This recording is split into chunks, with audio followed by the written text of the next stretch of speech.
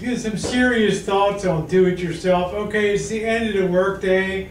I'm having a beer. I'm not doing any wiring work. The stuff's not hot. You know, I'm just sitting here drinking a beer. But I wanted to share some thoughts on do-it-yourself because I had a few people got excited. They saw some of yesterday's uploads and they had some questions about fundamental electricity theory and things.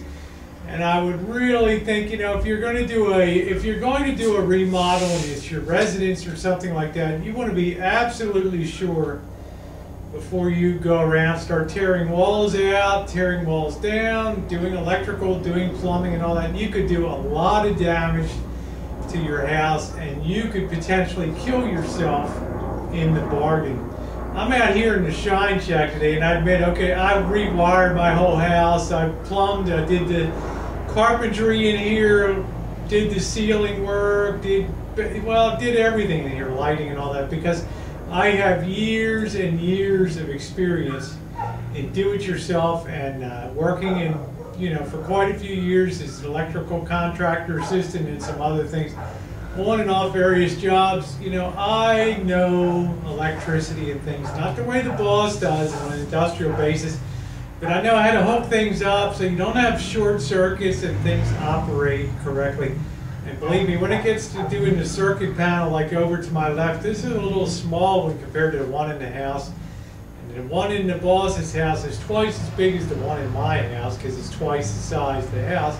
There's a lot of stuff going on in that circuit breaker box. And when you start fiddling and running new cables to that circuit breaker box and new circuits, you can kill yourself messing around in there. There's extremely high voltage and very heavy current amperage coming through there. There's drop panels from the your municipal or you know, rural power supply or whatever.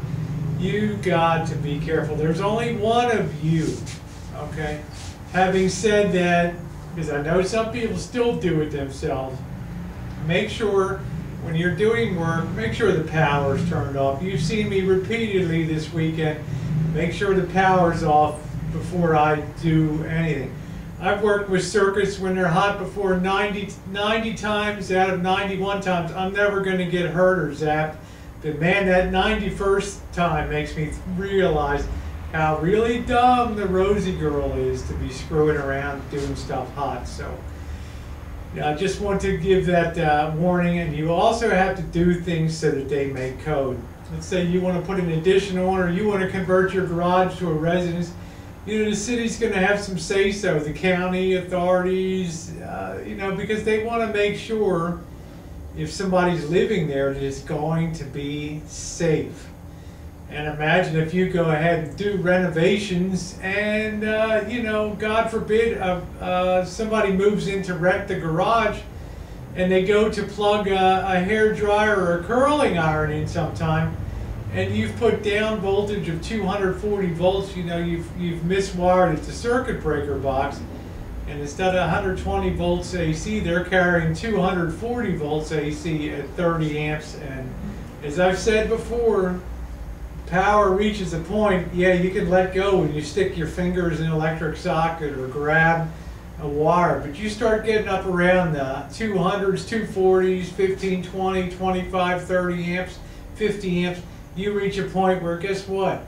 That power grabs you, you can't let go, and you're virtually electrocuted. So is it worth it? Probably not. This is why I say it always pays to be careful and use licensed professionals. Also, if you're going to do renovations with an eye of renting, you know, a garage space or an outbuilding and converting it like this one, you want to make sure it's legal and on the paperwork and on the tax rolls, so when you go to sell, ay caramba, that people come in to see it and it's like, this doesn't even show up on city plans or the tax rolls. And you know what? Nobody wants to buy that because you have an unlicensed structure on your property.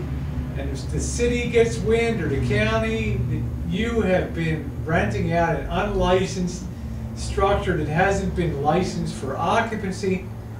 And if they catch wind of that or somebody complains or screams boo, Well, they can come in there and tell you, you take everything out of that structure down to the bare walls, the ceilings, the lights, the plumbing, the works, the electrical, everything. They have that right if they feel like anything that they see might be unsafe. And it's also nice for them to make a little public point once in a while where, you know, George goes to work on Monday. You know, can you believe that bastard from the city came and that prick made me rip out everything I had done, all the stud walls I built and all the wiring.